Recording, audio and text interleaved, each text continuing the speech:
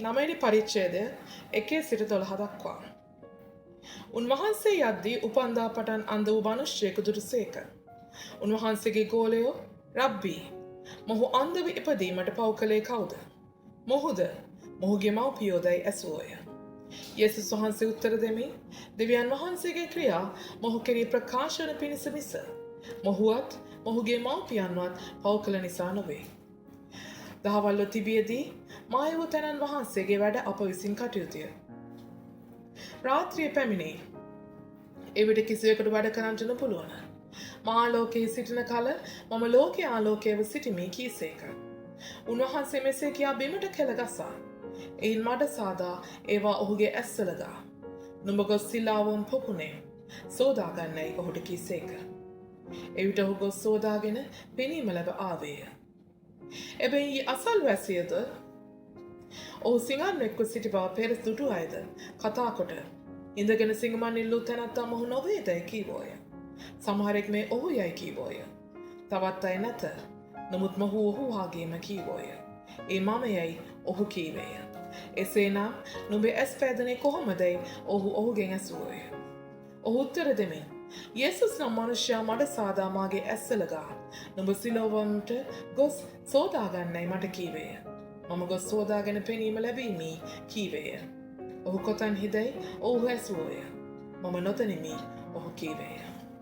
ස්වාමී මගේ දෙවියන් වහන්ස අද දවසේ බයිබල් අධ්‍යයනයට අවශ්‍ය මුළුම අනුග්‍රහය ඔබ වහන්සේ අප කෙරෙහි නිදහස් කරේවා.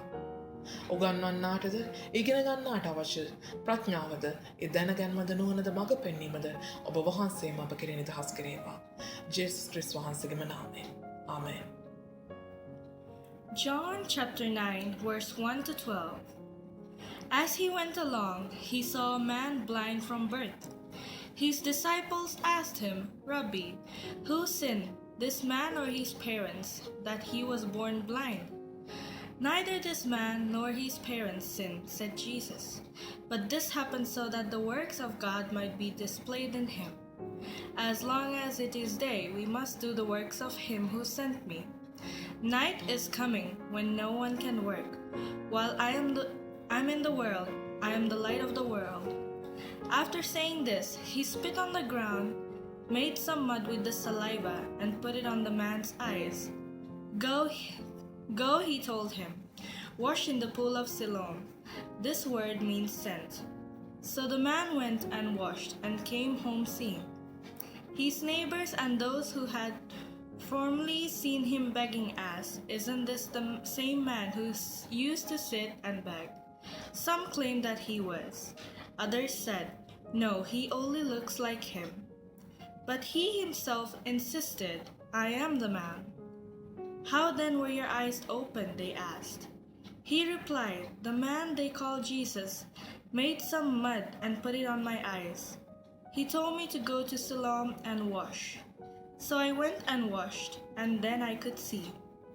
Where is this man? They asked him. I don't know, he said. Lord, here we are at your presence. We commit this time of learning. Please give us the wisdom, knowledge, and guidance. In Jesus' name I pray. Amen. Hallelujah. හැම කෙනෙම ආදරයෙන් ගෞරවයෙන් පිළිගන්නවා අද සෙනසුරාදා දවසේ Bible අධ්‍යයනය වෙත. අපි යොහන් පොතේ 9 වෙනි පරිච්ඡේදයට අපේ Bible පෙරලගමු. Tonight, on this beautiful Saturday, I would like to welcome you all for this Bible study. Let us turn our Bibles to chapter 9, book of John. හොඳයි මේ අවස්ථාවේදී ඔබ දන්නවා දැන් ස්වාමීන් වහන්සේ අපි පහුගිය සතියේ කතා කළා වගේ ස්වාමීන් වහන්සේ ජේසුස් වහන්සේ දේවමාලිගාවේදී යම් විවාදයකට ප්‍රවිෂ්ඨ වුණා මේ යුදෙව් ජාතික නායකයන් සමග.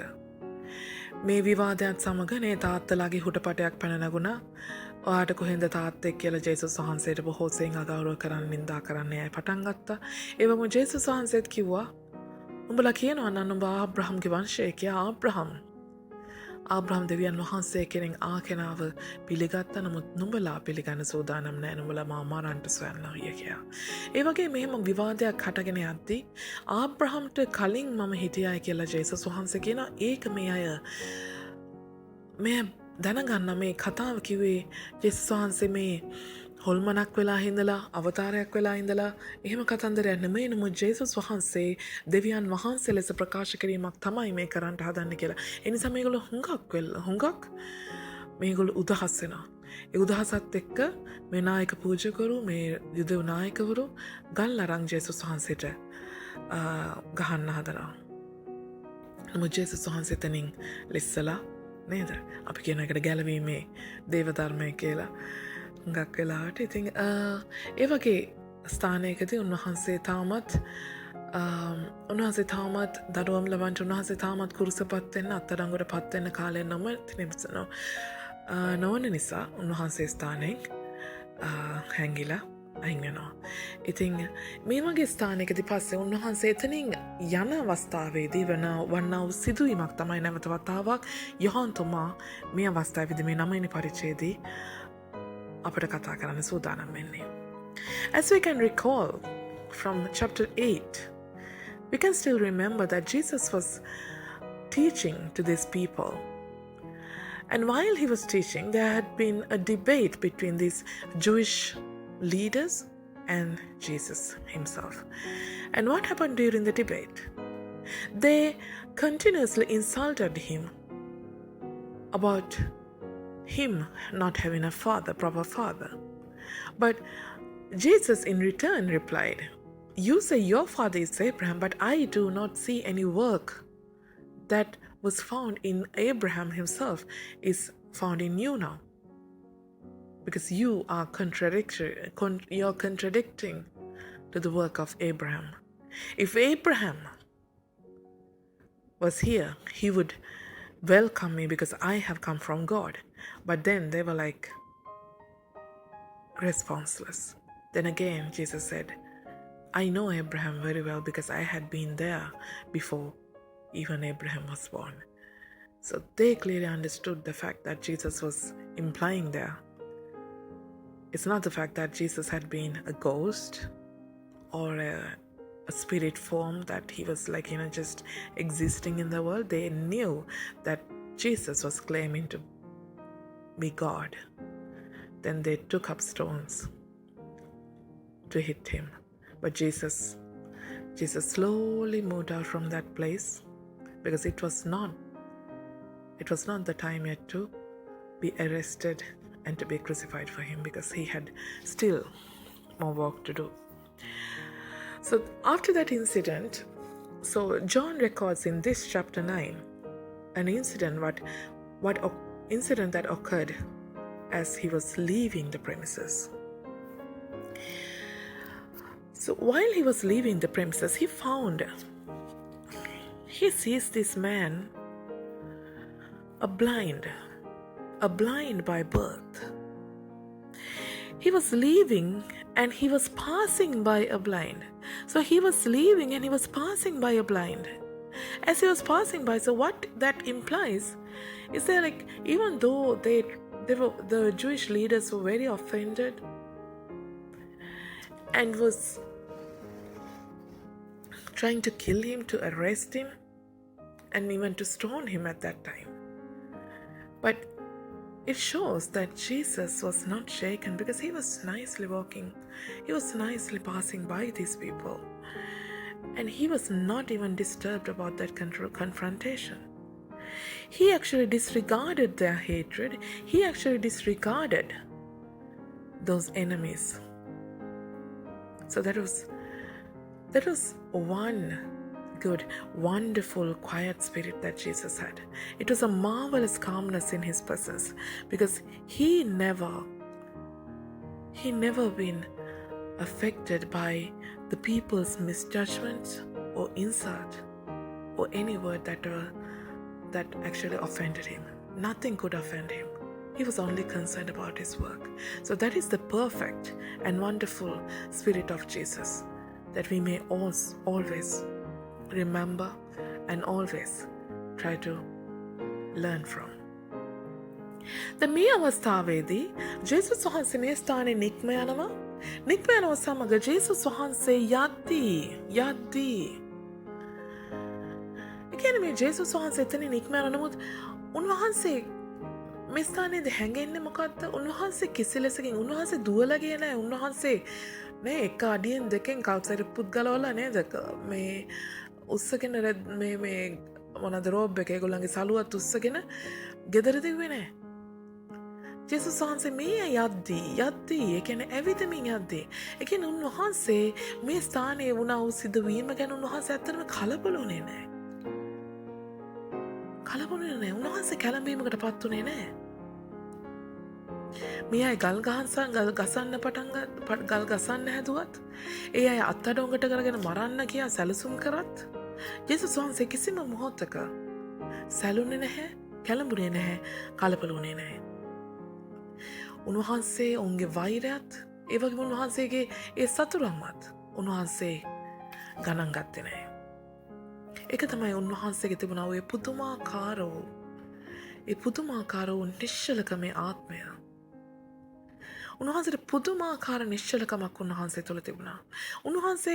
උන්වහන්සේව වැරදි විදියට විනිශ්චය කරා කියලාවත්, උන්වහන්සේව විවේචනය කරා කියලාවත්, උන්වහන්සේව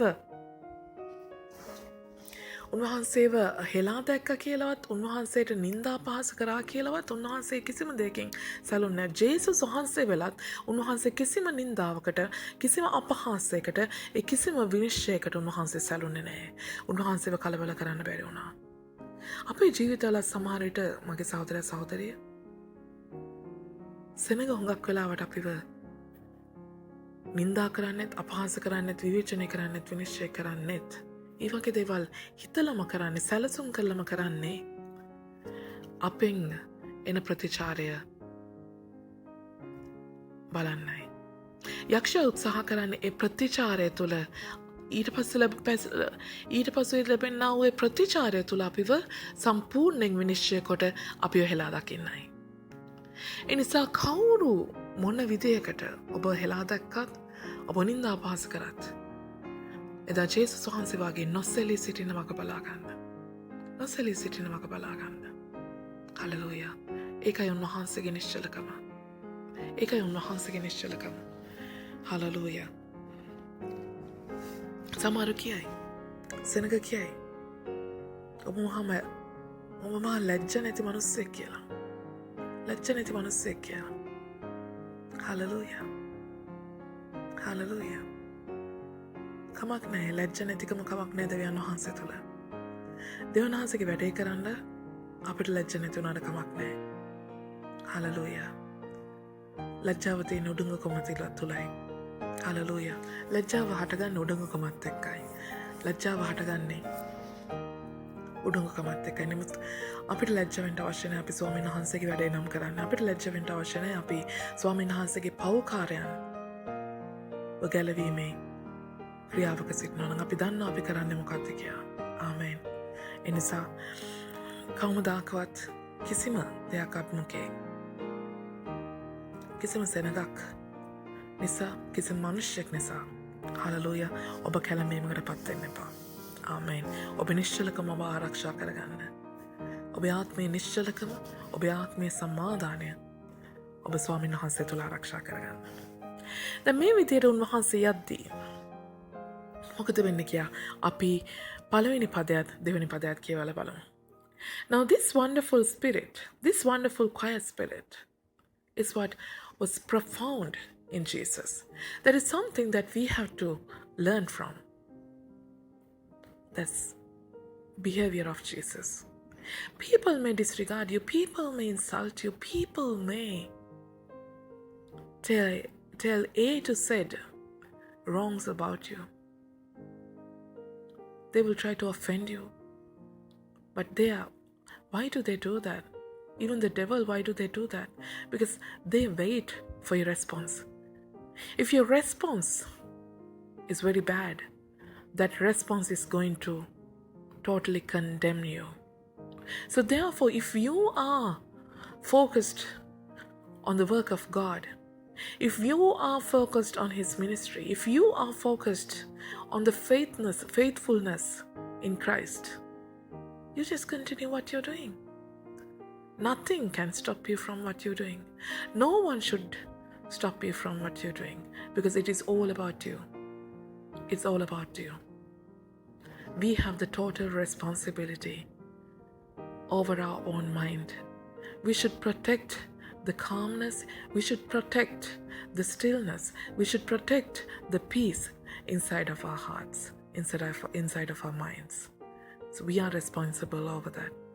And for that matter, God is helpful. Our Holy Spirit is helpful. හොඳයි, මේ යන අවස්ථාවේදී උපන්දා පටන් අන්ධ වූ මනුෂ්‍යයෙකු උන්වහන්සේ දුටුසේක. උන්වහන්සේගේ ගෝලයෝ රබ්බී, මොහු අන්ධව ඉපදීමට පව් කළේ කවුද? මොහුද මොහුගේ මව්පියෝදයි ඇසුවෝය. හලලූයා. දැන් මේ අවස්ථාවේදී උපතින් අන්ධ මනුෂ්‍යෙක් සිංහමන් යදමින් සිටිනවා කියනවා. 9 වෙනි පරිච්ඡේදයේ 8 වෙනි පදයේ කියන ඔහු සිංහමන් යදමින් හිටියේ කියලා. ඒතර ඔහු මේ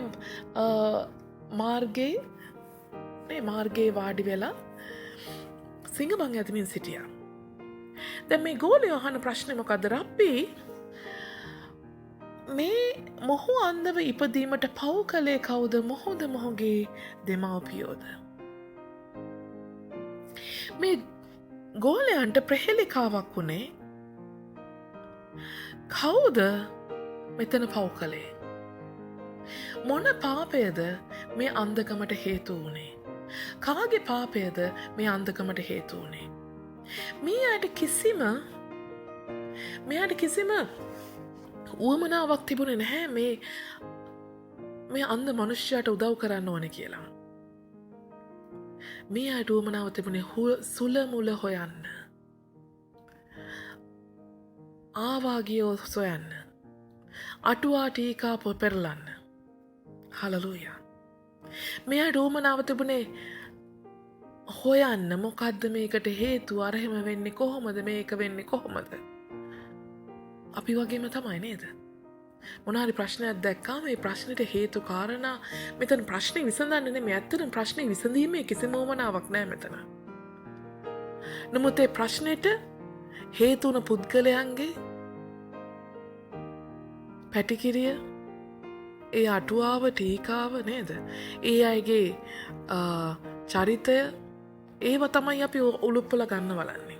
ඒව තමයි හොයන්න බලන්නේ. නමුත් මේ ප්‍රශ්නය දිහා නෙමෙයි අපි හුඟක් වෙලාවට අපේ අවධානය යොමු කරන්නේ. ඒ වගේම තමයි මේ ගෝලයොත්. මේ ගෝලයන්ට මේ පුද්ගලයාට මේ අන්ධ මනුස්සයෙක් නේද? මේ මනුස්සයා අසරණ වෙලා නේද? මේ මනුස්සයා හරි අමාරුවෙන් නේද වෙන්නේ නැති නේද මේ ජීවත් වෙන්නේ? කියලා ඒ මනුස්සයාට උදව් කිරීමේ උවමනාවක් නෙමෙයි තිබුණේ. මෙහෙම දෙයක් වෙන්න මොනවා මේ මනුස්සයා කරන්න ඇද්ද? අනේ අම්බේ, මේ වගේ පාපයක් වෙන්න, ඉතින් මේ වගේ දෙයක් වෙන්න, අනේ අම්බෝ, උපන් ජාතිත් මේ මිනිහා පව් කරන්න නැති.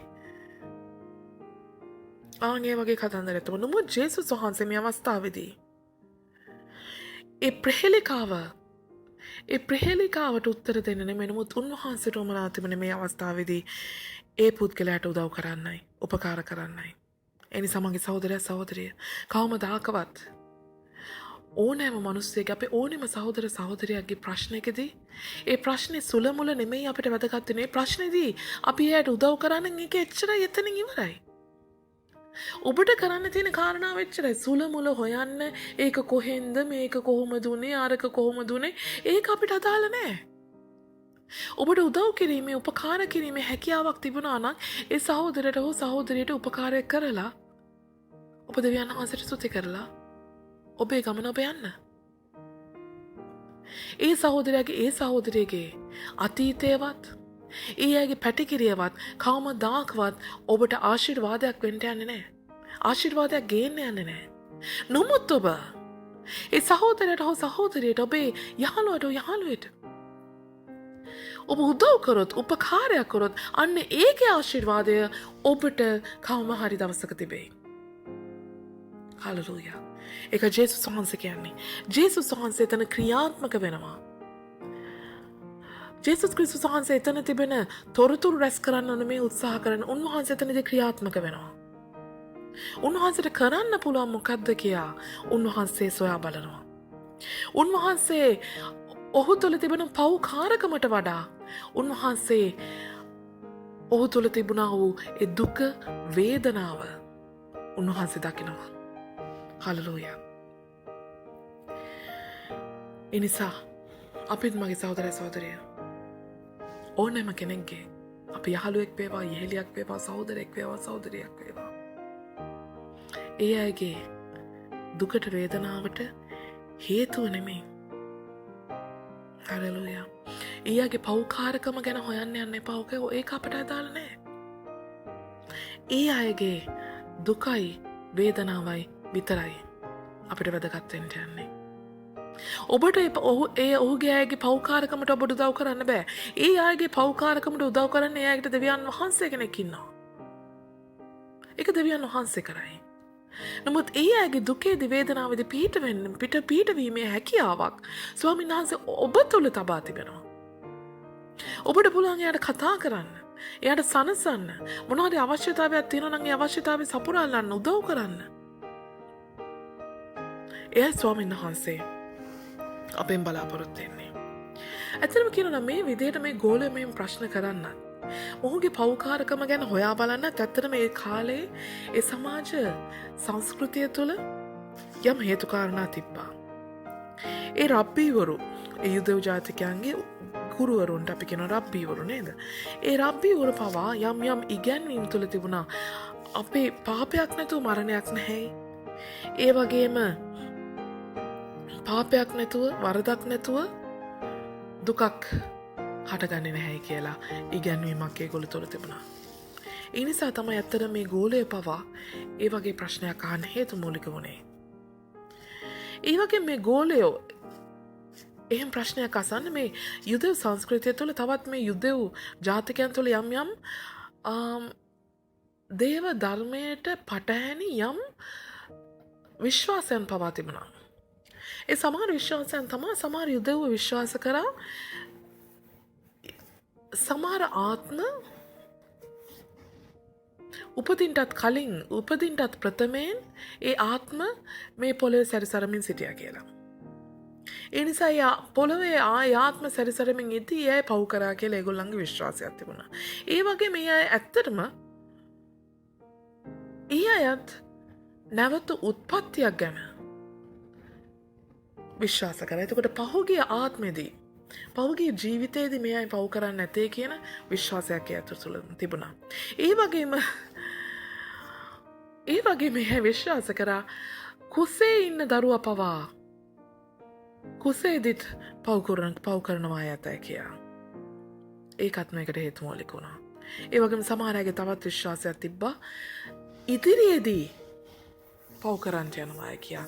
ඒ පාපය නිසාත් ඒ පාපය කෙරෙන්ට යන නිසා දැන් ඔබ දුක් විඳින අය කියලා. හලෙලූයා. ඒ වගේම ඒ අය විශ්වාසයක් තිබුණා. ඒ අය තුළ තිබෙන ඒ අයගේ චරිතය තුළ තිබෙන නරක පුරුදු නිසා මේ අය මේ විදියට විඳිනවා කියලා දුක් විඳින අය කියලා. හලෙලූයා. එක සම්පූර්ණයෙන් වැරදි. ඒ කිසිම දෙයක් කිසිම ආත්මයක් ඉස්සර තිබුණෙත් නෑ ඔබ උපදිනකම්. ඔබ මව් කුසේදී තමයි ඔබට ආත්මයක් පිළිසිඳ ගන්න ඔබේ ශරීරය වෙත. හලෙලූයා. ඒක දෙවියන් වහන්සේ විසින් කරන ක්‍රියාවක්.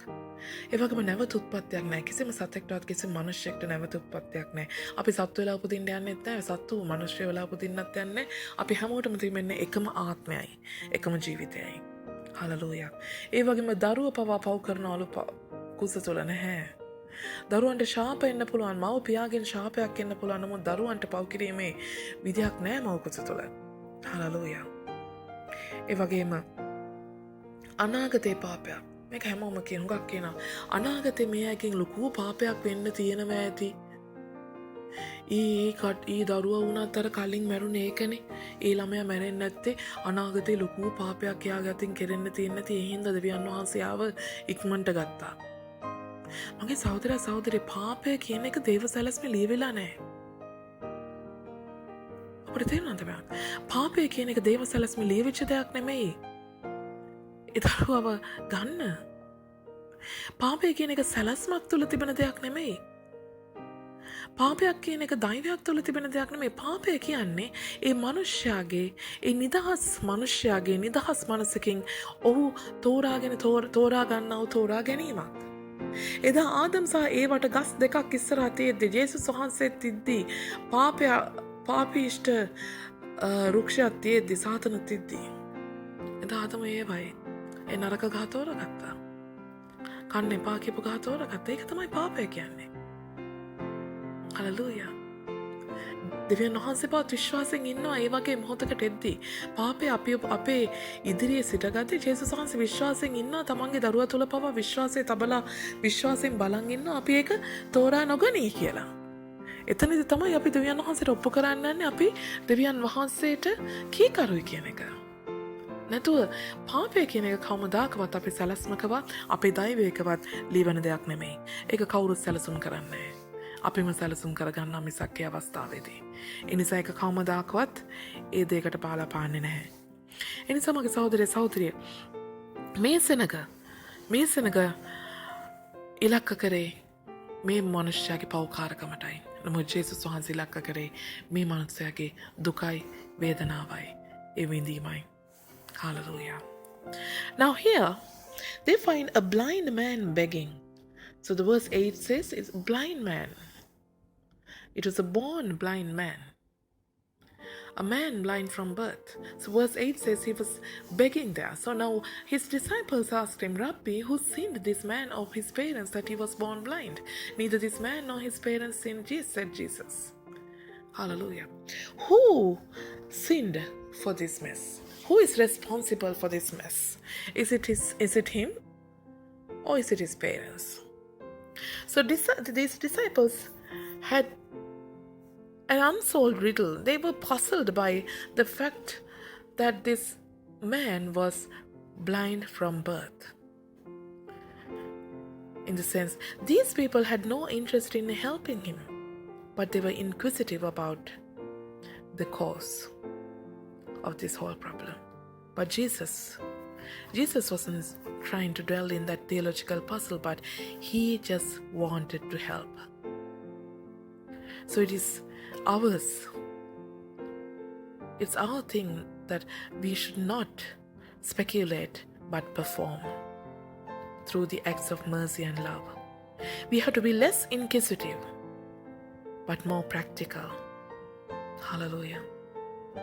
We often see someone in trouble. What do? Do we really help him? Or we try to find the cause of that problem? Oh, you may have sinned, my sister. Someone would have sinned and you would have gone wrong in this matter. So we are looking for the pedigree of all things. Or we try to even speculate the person's character. Hallelujah. But here Jesus just need to help him. When these people were focusing on the sin of that person, Jesus was focusing on that suffering. Hallelujah. So that is what we must do. If you are capable of helping that person when he's in trouble, at his suffering, just help that person. We don't have to look for the cause or look for the reasons for such a situation. It's up to God. Whatever the sinfulness may be found in him, that is something that he has to deal with his God, not us. What we have to deal with another person is love your neighbor as yourself. So when he's in trouble, if you can help, if you can comfort him, if you can speak to him, talk to him, just be there, listening to his story at least. Or some things that you can help him with, just help. Do not focus on what he did and what he has done in the past, or whatever the cause that come to this whole situation. Hallelujah. So just focus on helping, because that's why Jesus wanted to focus on. So why these disciples had such a response for this site was there were some beliefs in the Jewish culture that enwrapped this whole concept.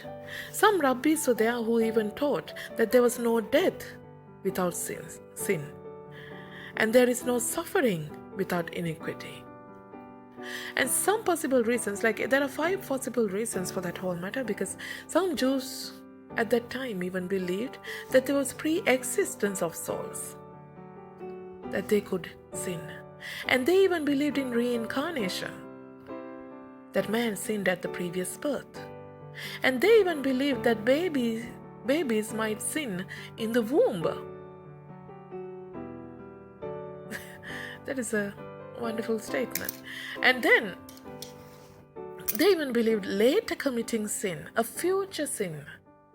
Just because of a future that person is going to sin, so therefore God has made him blind, so that he will not be able to perform that sin anymore.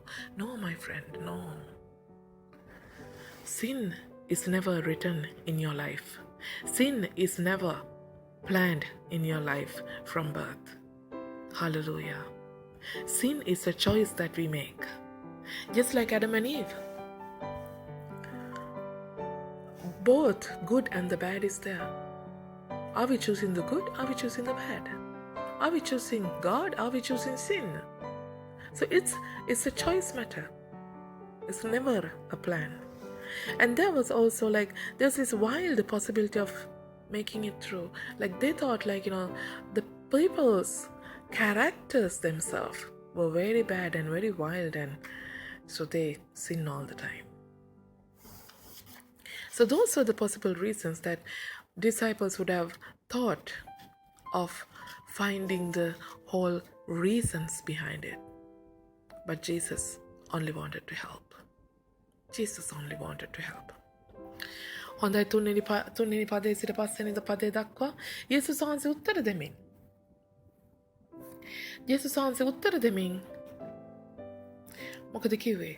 දෙවියන් වහන්සේගේ ක්‍රියා මොහු කෙරෙහි ප්‍රකාශන පිණිස මිස මොහුවත් මොහුගේ මව්පියන්වත් පව් කළ නිසා නොවේ. හාලෙලූයා. යේසුස් වහන්සේ කියනවා මොකද්ද? දෙවියන් වහන්සේගේ ක්‍රියා මොහු කෙරෙහි ප්‍රකාශන පිණිස දහවල්ව තිබෙදී මා වූ තනන් වහන්සේගේ වැඩ අපේ විසින් කටයුත්තේ රාත්‍රී පැමිණිය එවිට කිසිවෙකුට වැඩ කරන්නට නොපුළුවන. මා ලෝකයේ සිටින කල මම ලෝකයේ ආලෝකයව සිටීමේ කීසේක. මේ ස්ථානයේදී ජේසුස් වහන්සේ කියනවා නැහැ කවුරුත් පව් කරලා නැහැ.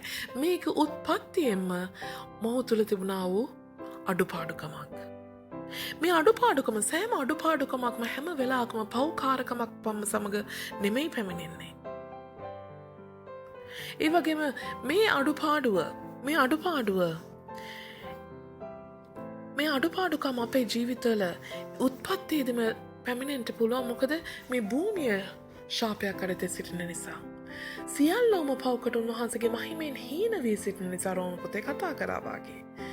හලෙලූයා. ඒ නිසා ඒ වගේ අඩුපාඩුකම් සිදු වෙන්න පුළුවන්. නමුත් මේ අවස්ථාව මොකක්ද අවස්ථාව? මේ අවස්ථාව දෙවියන් වහන්සේගේ ක්‍රියාව එළිදරව් වන අවස්ථාවයි. මේ අවස්ථාවේදී ජේසුස් වහන්සේ මොහුව හලෙලූයා මේ අන්ධකම තුලින් දෙවියන් වහන්සේ මහිමයට පත්වීමයි මෙතන ක්‍රියාව. නැතුව දෙවියන් වහන්සේ මහිමයට පත් වෙන්නේ කොහොමද මේ වගේ ක්‍රියාවකින් කියන කතන්දරේ නෙමෙයි. මේ මොහුගේ සුවය තුළ ජේසුස් වහන්සේ මොහුගේ සුව කිරීම තුළ පියාණන් වහන්සේට පැමිණෙන ගෞරවය නිසා මිසක් නොව පියාණන් වහන්සේ මේ කරේ මොන අපරාධයක්ද කියන එක නෙවෙයි. හලෙලූයා. හලෙලූයා. ඒ නිසා මේ අන්ධකම තුලිනුත් මේ මිනිස්සයා මෙච්චර අවුරුදු ගානක් ඔහු උපතින් අන්ධෙක්. නමුත් මෙතන අවුරුදු 30 ගානක් ඔහු හිඟා කමින් හරි ජීවත් වුණා මේ ආකාරයෙන්. අන්ධ මිනිස්සෙක් ඇස් පේන අපිටම මෙච්චර අවුරුදු 30 ගානක් ජීවත් වෙන්න අමාරුකම තිබෙද්දී අන්ධ මිනිස්සෙක් අවුරුදු 30 ගානක් මෙහෙම හරි ජීවත් වුණේ කොහොමද? අන්න එතන ස්වාමීන් වහන්සේට මහිමයක් තිබෙනවා. අන්න එතන ස්වාමීන් වහන්සේට මහිමයක් තිබෙනවා. එයයි අපි සොයන්න අවශ්‍ය. උන්වහන්සේ මහිමයට, උන්වහන්සේගේ සෑම වෙලාවකම උන්වහන්සේගේ මහිමය, හැම දෙයක් තුළම උන්වහන්සේගේ ගෞරවය සොයන්න. හැම දෙයක් තුළම උන්වහන්සේගේ මහිමය සොයන්න. Hallelujah. Now as Jesus replied, Jesus says no one has sinned. Neither him nor their parents. This is a defect at birth because of the sinful nature of the earth. That's the fallen behaviors, that the natural cause. That was the whole reason why this person was born with such a defect. So it's only a defect. It's not a sin. And Jesus says it has happened so that the works of God shall be revealed. Hallelujah. So this is an act, or this is a work that even through this blindness that God shall be glorified. Or not as to the reasons why God should be glorified, since God made him be born with such defect. And it is the glory that comes with that joy and the endurance of that person after being healed. So 33 years from the birth, how can a person being blind exist or to live to afford their life? Even us, with both eyes open, sometimes we struggle with our lives to live up to this far. But how can a blind man would have lived up to that far with such a defect? So isn't there a glory in God? Hasn't that the glorious God has actually had his merciful hands upon him? Wouldn't his grace be upon him? Hallelujah. So let us see every time, even though we see a small mistake, even though we see a bad thing, whether we see a very subtle thing in our lives, just try to look for the good in it, the glory. Let us find the glory of God in every possible way, in every single thing. Hallelujah. Because God is all about glory. Hallelujah. ඒ වගේම ස්වාමීන් වහන්සේ කියනවා මෙතනදී දහවල් තිබීදී මම මාය වූ තැනන් වහන්සේගේ වැඩ අප විසින් කටයුතුය. උන්වහන්සේ ඒ වෙලාවේ මෙතන මේ කට්ටියක් අරහේ ගල් ගහන්න බලාගෙන ඉන්නවා. කට්ටියක් මේ වෙලාවේ උන්වහන්සේව අත්අඩංගුවටගෙන මරන්න සූදානම් වෙමින් ඉන්නවා. නමුත් උන්වහන්සේ මේ දේවමාලිගා පරිශ්‍රයේදීම මේ සබත් දවස උන්වහන්සේ හොඳටම දන්නා මේ වගේ දෙයක් සබත් දවසකදී කරන්න ගියොත් එහම අම්බෝ නඩු 400 කෝටියකට වගේ මුහුණ දෙන්න වෙයි කියලා උන්වහන්සේ දන්නා. නමුත් උන්වහන්සේගේ අවධානය තිබුණේ දෙවියන් වහන්සේ නියම කළා වැඩේ කරන්න. උන්වහන්සේ එව්තනන් වහන්සේගේ වැඩේ කරන්නයි. එනිසා උන්වහන්සේ වැඩ කරන්නෙක් විදිහට අනිකුත් වැඩ කරන්නන්ට ආශාශ්‍රමත් වෙන්නත් අනිකුත් වැඩ කරන්නාගේ නායකයෙක් විදිහටත් මේ වැඩේ කරන්න උන්වහන්සේ උත්සාහ දරනවා. හලෙලූයා. මොකද උන්වහන්සේ ජීවත් වෙන්න යනා වූ කාලයකදී අපි හැම මොහොතකම සිතන්න ඕනේ අපි ජීවත් වෙන කාලය කෙටි කාලයක්. ඒ කෙටි කාලේදී අපි උපරිම හොඳ කරනවා මිස උපරිම නරක කරන්න උත්සාහ කරන්න නරකයි. ආමේන්. කෙටි ජීවත් වෙන කෙටි කාලේදී උන්වහන්සේගේ වැඩේ කරනවා මිස උන්වහන්සේගේ අවඩේ කරන්න නෙමෙයි. හලෙලූයා. ඒ නිසා මේ මනුස්සයාගේ මේ දුකට මේ වේදනාවට මේ ප්‍රශ්නයට හේතු කාරණා හොය ඔහුට වරද තබන්න නෙමෙයි කාලේ තියෙන්නේ. හලෙලූයා. කාලේ තිබෙන්නේ ඔහුට උදව් කරන්නයි, උපකාර කරන්නයි. හලෙලූයා. ඒක අපි ඕනම කෙනෙක්ගේ දුකකදී වේදනාවකදී අපි ඒ ස්ථානය බලන්න අවශ්‍ය. ඒ ස්ථානය ඇත්තටම ස්වාමීන් වහන්සේගේ ප්‍රේමය ඒ කෙනාට පෙන්වා දීමේ දොරටුවක් ලෙසයි. ඒ වගේම උන්වහන්සේගේ කරුණාවත් උන්වහන්සේගේ යහපත්කමත් එලි දැක්වීමේ අවස්ථාවක් ලෙසයි අපි ඒ දකින්න අවශ්‍යයි. ඒ නිසා ඕනෑම වෙලාවක උපකාර කරන්න, උදව් කරන්න හේතු කාරණා හොයන්න යන්න එපා. මේක උනේ මේක නිසායි, අරක උනේ අරක නිසායි නැහැ. ඒක අපිට අයිති නැහැ. ඒක ඒ සහෝදරයයි ඒ සහෝදරියයි හලලුයා ඒ වගේම ඒ දෙවියයි ඇගේ දෙවියන් වහන්සේ සමග අය ඒක විසඳගනී. Hallelujah. Now here Jesus says, I must work. He did not want to research and do some research and find the basis or find the sources or the causes of the matter and then come into solving. Since he had the power to solve the matter, he used the power to solve that matter. He said he's a worker. He was very well aware of his duties. He was in fact the chief worker. And he was setting an example to all the workers who was actually looking at him.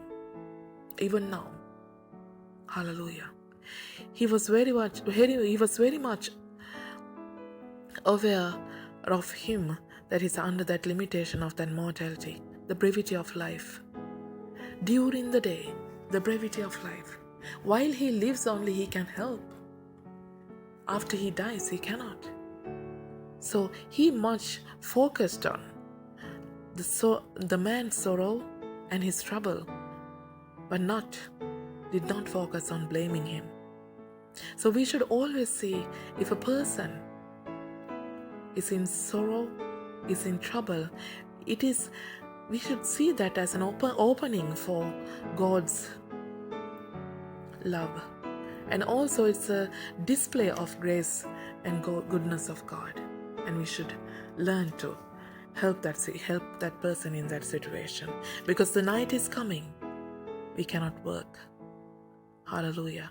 Because we must focus on what we can do when we are able to do so.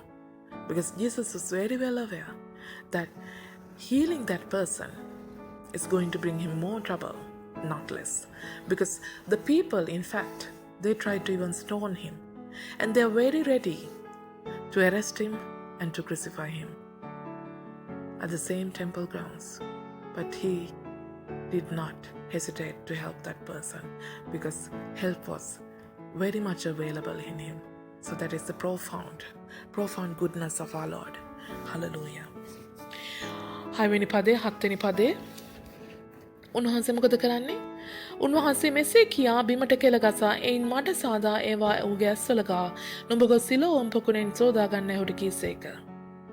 එවිට ඔහු ගොස් සෝදාගෙන පෙනීම ලබාවේය. උන්වහන්සේ මොකද කරන්නේ? උන්වහන්සේ හරි මහා අමුතු ක්‍රමයක් තමයි පාවිච්චි කරන්නේ මේ හාස්කම කරන්න. උන්වහන්සේ කෙල ගහලා දූවිල්ලට කෙල ගහලා මඩ හාදලා මඩ සාදලා ඒ මඩ ඔහුගේ ඇස්වල දානවා.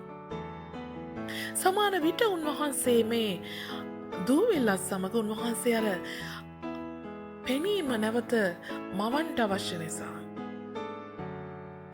ඒ මැවීමේ දෙවියන් වහන්සේ පාවිච්චි කරා වූ දූවිල්ල හා සම්බන්ධකමක් උන්වහන්සේ මේ ස්ථානයේදී කතා කරනවා වෙන්න පුළුවන්. ඒ වගේම උන්වහන්සේ විවිධ විදිහට විවිධ ක්‍රමවේද පාවිච්චි කරන්නේ මොකද සෙනග ක්‍රමවේදයක් ගැන විශ්වාස නොකරන පිණිසයි. ඕනෑම ක්‍රමයක් තුළ දෙවියන් වහන්සේට ක්‍රියා කරන්න පුළුවන්. මක් නිසාද මොකද බලය තිබෙන්නේ ක්‍රමය තුළ නෙමෙයි. බලය තිබෙන්නේ ක්‍රමවේදය තුළ නෙමෙයි. නමුත් දෙවියන් වහන්සේ තුළයි. බලය තිබෙන්නේ තෙල් තුළ නෙමෙයි. බලය තිබෙන්නේ වතුර තුළ නෙමෙයි. නමුත් දෙවියන් වහන්සේ තුළයි. ඕනෑම ක්‍රමවේදයක් ඒකයි එදා පටන් අද දක්වා දෙවියන් වහන්සේ විවිධ ක්‍රමවලින් හලලූයා විවිධ ක්‍රමවලින් ස්වාමීන් වහන්සේ සෙනගට මිදීම රැගෙන දෙනවා. නිදහස රැගෙන දෙනවා. හාස්කම කරනවා. මොකද බලය තිබෙන්නේ ක්‍රමවේදය තුළ නෙමෙයි. බලය තිබෙන්නේ දෙවියන් වහන්සේ තුළයි. හලලූයා. මේ අවස්ථාවේදී කෙල පාවිච්චි කරලා උන්වහන්සේ මොහුගේ දැස් සුව කරන්න උත්සාහ කරනවා. ක්‍රමවේදය වෙනස් කරනවා. ඒ වගේම මාර්ක් පොතේ 7 වෙනි පරිච්ඡේදයේ 33 වෙනි පදේත් කතා කරනවා මේ කෙල පාවිච්චි කරලා ස්වාමීන් වහන්සේගේ සුව කිරීමක් අන්ධගොළු බිහිරෙක් උන්වහන්සේ සුව කරනු ලබනවා. ඒ වගේම මාර්ක් පොතේ 8 වෙනි පරිච්ඡේදයේ 23 වෙනි පදයේ තවත් අන්ධ මිනිසෙක් ස්වාමීන් වහන්සේ විසින් මේ කෙල පාවිච්චි කරලා සූදානම් කරනු ලබනවා. සුව කරනු ලබනවා. හලලූයා. එනිසා උන්වහන්සේ උන්වහන්සේ මොහු කෙරෙහි උන්වහන්සේගේ අනුකම්පාව උන්වහන්සේගේ කරුණාව දක්වලා උන්වහන්සේ ඔහු සූදානම් කරන්නට උත්සාහ කරනවා. Hallelujah. Now Jesus spat on the dust. Hallelujah. He spat on the ground, made some mud with the saliva and put it on the man's eyes. Now it's a very unusual method that actually led to a miracle. So he would have emphasized on the situation as he would have meant that dust of the ground, giving an emphasis to the creation that was a man being created by God at the creation with the dust out of the ground. And also he was focused, he was using different methods to heal different people because he wants to focus on God more than the method. He wanted to teach us that the power is rested in God, not on the method. So various methods can be used, but still the power comes from God. So that's what he wanted to say.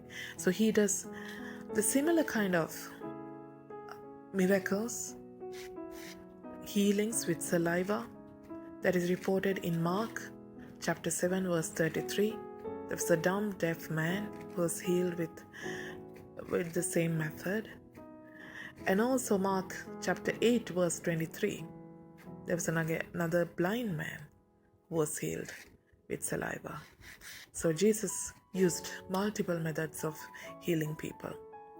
Then after he spoke to these people and he talked to this man and told, "Go wash in the pool of Siloam." Now Jesus was the one actually who took the initiative. Jesus came to the blind man. The blind did not come to him. And he asked him to do a faith-filled action. He just performed the act of healing, and then he does not even tell him that you're going to be healed or what. But he asked him to do something. What? He has to go to the pool of Siloam and wash his eyes off. Hallelujah. So that he requested him, since he did not come to Jesus, since Jesus went to him as an initiative, but he asked him to do a faith-filled action so that he shall be, hallelujah, so that he shall be receiving the healing fully. Hallelujah. So this action, actually most of the people think that this action is offensive, inadequate, and very harmful because Jesus actually rubbed mud with spit on man's face. Hallelujah. So similarly, most of the people, they think the gospel is even offensive because they offend the man's pride and human wisdom. Hallelujah. That's why 1 Corinthians chapter 1 verse 21 says, the gospel actually pleases God through foolishness of the message preached to save those who believe. Hallelujah. It proves some foolishness, but still it saves the people who believe in it. And some people say it is inadequate. But more than any psychiatric, political, or social programs, the gospel of Jesus Christ still the life-changing method ever present on earth. And they say gospel is harmful, but still people harmful. Why? Because people will cause gospel is harmful because why? They think the gospel actually caused people to sin, but no. They thought the grace was freely offered that led the people to sin, but no. Gospel can actually change a person's life for the good, to pure, not to wickedness. Hallelujah. So he was asked to go to the pool of Siloam, the Hezekiah's tunnel. So Siloam means also sent. So again and again, John is referring to the message that Jesus is sent by the Father. Jesus is sent by the Father. Hallelujah. And what did this man do? The man went to the pool and he washed himself. So this faith-filled action is remarkable. Why? When this man is still blind, he has to find his own way to the pool. And there are a lot of steps that he has to climb down without falling. So that is indeed a very much faith-filled action that he performed. Hallelujah. Hallelujah. This man didn't say, "Oh, I am blind. How can I even find the pool? How can I go down those steps? And how can I just find the water? I'm a blind person. I still can't see." He did not give 1,001 reasons that he cannot do it. But he still believed in what that Jesus did. And he believed that he needed to be free. Hallelujah. And he came back seeing everything. So that was the first time that ever biblically recorded that a blind from birth is being able to see. Hallelujah. So this is actually being prophesied in Psalms 146 verse 8, as well as Isaiah chapter 35 verse 5, that Lord is the one who is going to open the eyes of the blind by birth. Hallelujah. So that was a prophecy that Jesus was the Messiah. Hallelujah. Then ස්වාමීන් වහන්සේ මොකද කරන්නේ? මට සමග කෙල ඔහුගේ ඇස්සල ගන්නවා. මේ කෙල ඇස්සල ගන්නවා. ගාලා මොකද උන්වහන්සේ කියන්නේ? උන්වහන්සේ කියන යන්න සිලාවම් කියන පොකුණෙන් ඔබේ ඇස් හොද ගන්න. ඇත්තම ජේසුස් වහන්සේ තමයි මේ පුද්ගලයා ගාවට එන්නේ. මේ පුද්ගලයා ජේසුස් වහන්සේ සොයාගෙන යනවා නෙමෙයි. ජේසුස් වහන්සේ තමයි මුල් පියවර රැගෙන ඔහු වෙතට ඇවිත් ඔහු වෙත ඒ මඩ ගාලා ඇස්සල ඒ සුව කිරීම පටන් ගන්නෙ. නමුත් උන්වහන්සේ සුව කිරීම සම්පූර්ණ කරන්න ඔහුගෙන් ඇදහිල්ලේ ක්‍රියාවක් බලාපොරොත්තු වෙනවා. මොකක්ද ඒ ඇදහිල්ලේ ක්‍රියාව? නුඹ සිලාවම් කියන පොකුණට ගොස් නුඹේ ඇස් පවිත්‍ර කරගන්න. සමහර මනුෂ්‍යයන් මේක හුඟක් හිතයි මේක හුඟක් බැරෑරුම් ක්‍රියාවක් කියලා. මොකද ඇත්තටම මේක මහා මෝඩ ක්‍රියාවක් කියලා කියයි. සමහර අය කියයි මේක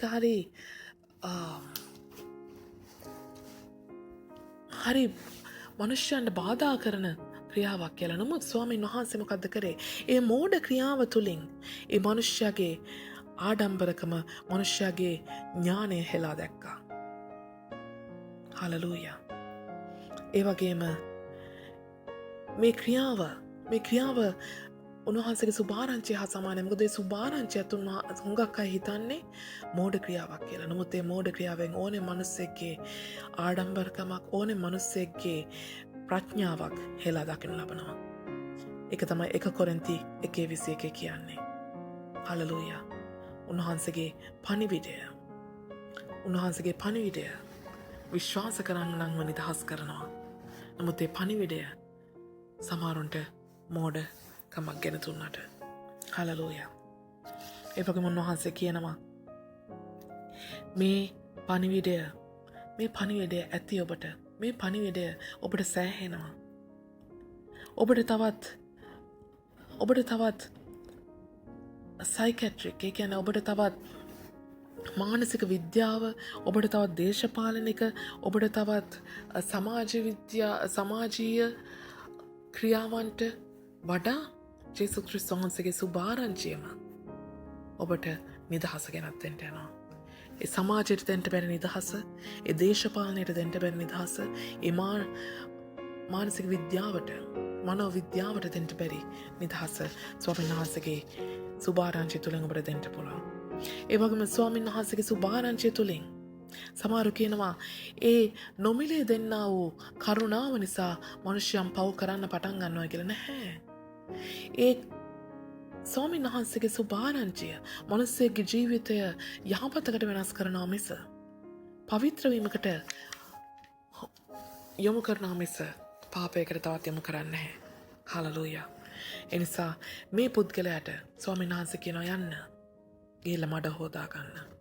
මඩ සෝදාගත් කල ගොවියා රජතැන්ට පත් වෙනවා වාගේ මඩ සෝදාගත් කල ඔහු සුවය ලබනවාය කියන ඇදහිල්ලේ ක්‍රියාව ඔහුට සම්පූර්ණ කරන්න කියනවා. මේ සිලාවම් කියන පොකුණ ඇයි? සිලාවම් කියන පොකුණේ නමේ තේරුම තමයි එවන ලද්දා වූ. මේ ස්ථානයේදී යොහන්තුමත් නැවත නැවත වතාවක් පියාණන් වහන්සේ එවන ලද්දා වූ බවට ජේසුස් වහන්සේ ගැන ප්‍රකාශ කරමින් සිටිනවා. ඒ වගේම ජේසුස් ක්‍රිස්තුස් වහන්සේ මොහුව යවන අවස්ථාවේදී මේ මිනිස්යා පවා මේ අන්ධ මිනිස්යාවත් කියන්න යන්නේ නැහැ මම තාම අන්ධෙක්. මම කොහොමද සිලාවම් පොකුණ හොයාගන්නේ? මං කොහොමද ඒ පඩි බෑගෙන යන්නේ? නෑ. ඔහු ඒ ක්‍රියාවට ඇදහිල්ලෙන් සහභාගී වෙනවා. හලෙලූයා. ඔහු දහස් ගණන් හේතු දෙන්න යන්නේ නෑ ඔහුගේ අඩුපාඩුකම ගැන. නමුත් ඒ අඩුපාඩුකම තුල ඔහු ශක්තිය උපදවා ගන්නවා. උන්වහන්සේ කතා කළා වූ ඒ වචනය තුල ඔහු ශක්තිය උපදවාගෙන සිලාම් පොකුණ හොයාගෙන ගොස් එතනින් සුවය ලබනවා. මේ අවස්ථාවේදී බයිබලයේ ප්‍රථම වතාවට උපතින් අන්ධෙක් වූ මිනිසෙක් පෙනීම ලබනවා. උත්පත්තියේ සිට පරණ ව්‍යවස්ථාවෙම සිට. ඇත්තම කියනවා නම් ගීතාවලිය 146:8ත් ඒ වගේම යෙසායා 35:5ත් ඒ පද දෙකේම සඳහන් කරනවා අනාගත වාක්‍යයක් පවසනවා දාවිත්තුමත් ඒ වගේම යෙසායත්. මොකක්ද අනාගත වාක්‍ය? ස්වාමීන් වහන්සේම උපතින් අන්ධයාගේ ඇස් අරිනවා ඇත. ඇස් අරිනවා ඇත. එතකොට මේ අවස්ථාවේදී මේ අනාගත වාක්‍ය සමග අපිට පැහැදිලි වෙනවා ජේසුස් ක්‍රිස්තුස් වහන්සේමයි අපේ ස්වාමීන් වහන්සේ, අපේ දෙවියන් වහන්සේ. හලෙලූයා. අපි අවසාන වශයෙන් 8 වෙනි පරිච්ඡේද 8 වෙනි පදයේ සිට 12 වෙනි පදය දක්වා මේ මිනිසයා දැන් ඇස් හොදගෙන ආපහු එන අවස්ථාවේදී මිනිසයන් දකින්න. මිනිසයන් මේ මිනිස්සව දැකලා මේ අර අන්ධ හිඟන්නද මේ අවුරුදු ගානක් තිස්සේ මේ උපතින් අන්ධ වෙලා හිටපු මිනිස්සයාද මේ එන්නේ. ඊට පස්සේ සමහර කියන නෑ එයා වගේ කෙනෙක් නේද. නමුත් අරයා පැනලා කියනවා අරයා ටක් ගාලා කියනවා නෑ මං එයා තමයි. ඔහු බොහෝ සතුටින් හිටියා. ඔහුගේ සුවය ගැන ඔහු බොහෝ සතුටින් හිටියා. හලෙලූයා. ඔහු කල්පනා කරේ නෑ දැන් මට හිඟමන් යදින්න බැරි වෙනව නේද? ඔහු කල්පනා කරේ නෑ ඔහුට දැන් ආපහු මේ අයගෙන් සල්ලි දෙන්න නැති වෙයි නේද? මෙයාගේ අඩුපාඩුකම නිසා නේද මේ හැමෝම උපකාර කරේ, අනුකම්පා කරේ. දැන් මේ සෙනඟ මට අනුකම්පා කරන්නේ නැති වෙයි නේද? කියන ඒ දේ තුළ නෙමෙයි. නමුත් ඒ අඩුපාඩුකම මගහැරවා ගත්ත නිසා, ඒ අඩුපාඩුකමින් නිදහස් වුණ නිසා, ඒ අන්ධභාවයෙන් නිදහස් වුණ නිසා ඔහු බොහෝ සතුටකින් හිටියා. ඒ වගේම ඔහුගෙන් අහනවා කවුද සුව කළේ? ඔහු කවුද සුව කළේ? නමුත් ඔහු කියනවා යේසුස් නම් මිනිසයා. යේසුස් නම් මිනිසයා. ඔහු සුවය ලබන්නවත් ඒ පොකුණ ගාවට යන්නවත් ඇදහිල්ලෙන් ක්‍රියා කරන්නවත් ඔහු ඇත්තටම ජේසුස් වහන්සේව හඳුනගෙනවත් හිටියේ නැහැ. ජේසුස් කියන නම විතරයි ඔහු දැනගෙන සිටියේ. ජේසුස් වහන්සේ දෙවියන් වහන්සේ කියලාවත්, ජේසුස් වහන්සේ මෙසියස් වහන්සේ කියලාවත්, ජේසුස් වහන්සේ නසරත් වලින් ආව කියලාවත්, අම්මා තාත්තා කවුද කියලාවත් කිසිම දෙයක් ඔහු දැනගෙන හිටියේ නැහැ. නමුත් ජේසුස් ක්‍රිස්තුස් වහන්සේ උපකාර කරන්න සූදානම් වුණා කියන දේ පමණයි ඔහු දැනගෙන හිටියේ. ඊ උපකාරය කරේ ඔහුට විශ්වාසයක් තිබුණා මේ මනුස්සයා මට උපකාර කරන්නේ නිකන් නෙමෙයි. ඔහුට පුළුවන් නිසා. ඒ පුළුවන්කම ඒ ජේසුස් වහන්සේගේ ඉදිරිපත් වීම තුළ ඔහු එදා හාස්කමක් දැක්කා. ඔහු එදා ඒ හාස්කමක් දැක්කා. හලෙලූයා. ඒ නිසා මගේ සහෝදරයා සහෝදරිය ඔබේ සහෝදරයට ඔබේ සහෝදරියට ඔබේ යහළුවට ඔබේ හෙළියට උපකාරයක් අවශ්‍ය තැනදී ඔබේ උපකාරය කරන්න. හලෙලූයා. ඔබ කවුද කියා? ඔබ කොහෙන් ආවාද කියා? ඔබ මොන වගේ කෙනෙක්ද කියා ඒගොල්ලෝ දන්නේ නැති වෙයි. නමුත් ඒ අය ඊ උපකාරය තුළ දෙවියන් වහන්සේගේ හාස්කමක් අත්දකී. ඒ අය දෙවියන් වහන්සේට ප්‍රශංසා කරයි. ඔබට ස්තුති කරන්නවත් බැරි වෙයි. නමුත් ඒත් ඔබ කරන්න උපකාරය තුළ ඒ සහෝදරයා සහෝදරිය යහළුවා යහෙළිය දෙවියන් වහන්සේට ස්තුති කරයි. ඔබේ ක්‍රියාව කරන කොටගෙන ඔබේ උපකාරය කරන කොටගෙන දෙවියන් වහන්සේ මහිමයට පත් වෙයි. ඒ අපිට අවශ්‍යය. අපේ ජීවිතය උන්වහන්සේගේ මහිමය සඳහා පමණයි. අපේ ජීවත්වීමම උන්වහන්සේගේ ගෞරවය සඳහා පමණයි. හලලුයා. එනිසා උපකාරයේදී උපකාර කරන්න. වැඩි දේවල් හොයන්න යන්න එපා. අටුවා ටීකා පැටිකිරි හොයන්න යන්න එපා. උපකාරය අවශ්‍ය තැන නොපිරිහෙලා ඔබට පුළුවන් ආකාරයට ඔබ උපකාරය කරන්න. හොඳයි. එහෙනම් අපි තවත් දවසකින් බයිබල් අධ්‍යයනය සමග නැවත හමුවෙමු. ඔබ හැම කෙනෙක්ටම ජේසුස් පිහිටයි. ස්වාමීන් වහන්සේ ආශිර්වාද කරත්වා. තවදුරටත් උපකාරයේද උපකාර කරන්නට, තමාට මෙන් තමාගේ අසල්වැසියාට ප්‍රේම කරන්නට, මේ සෙනගගේ හදවත් ඔබ වහන්සේ ස්පර්ශ කොට, ඔබ වහන්සේ ඒ ආත්මික දැස්, ඒ ආත්මික කන්, ඒ ඔබ වහන්සේගේ කරුණාවෙත් යහපත්කමෙත් හදවත මේ ඇතුළ ඔබ වහන්සේ ජනිත කරන සේක්වා. ආශිර්වාද කරන සේක්වා. ජේසුස් වහන්සේගේ නාමයෙන්, ජේසුස් ක්‍රිස්තුස් වහන්සේගේ නාමයෙන්. Amen. Hallelujah.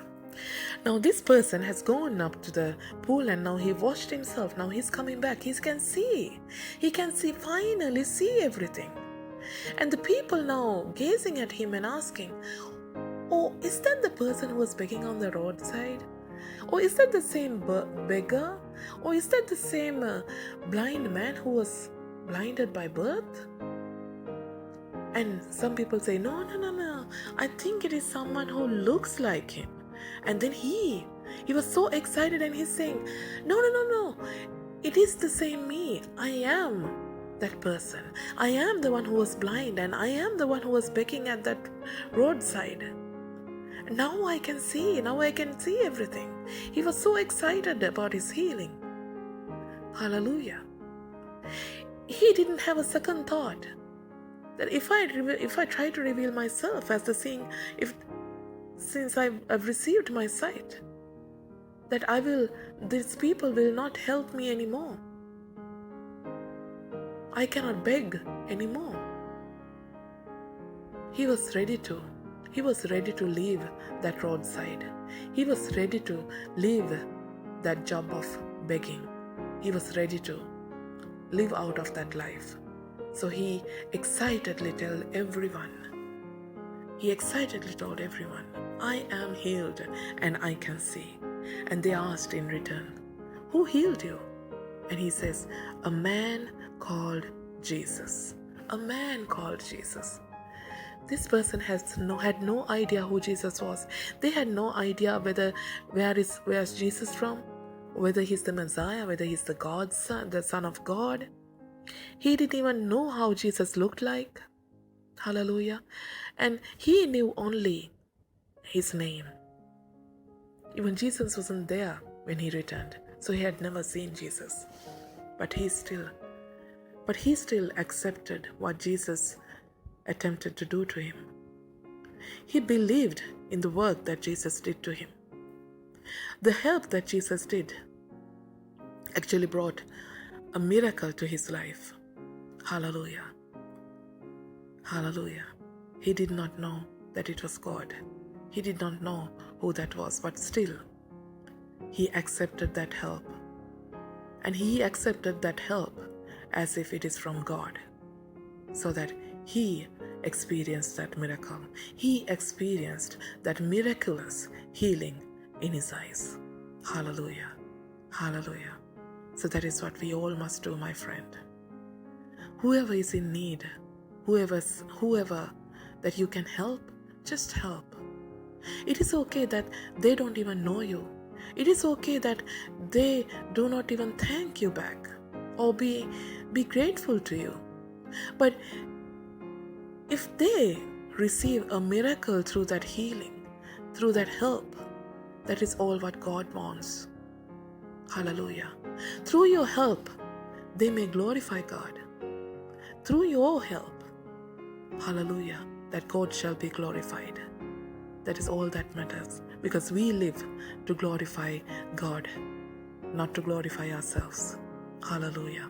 So every help that you do is going to glorify your God. Hallelujah. So that is a part of your lifestyle of worship. Hallelujah.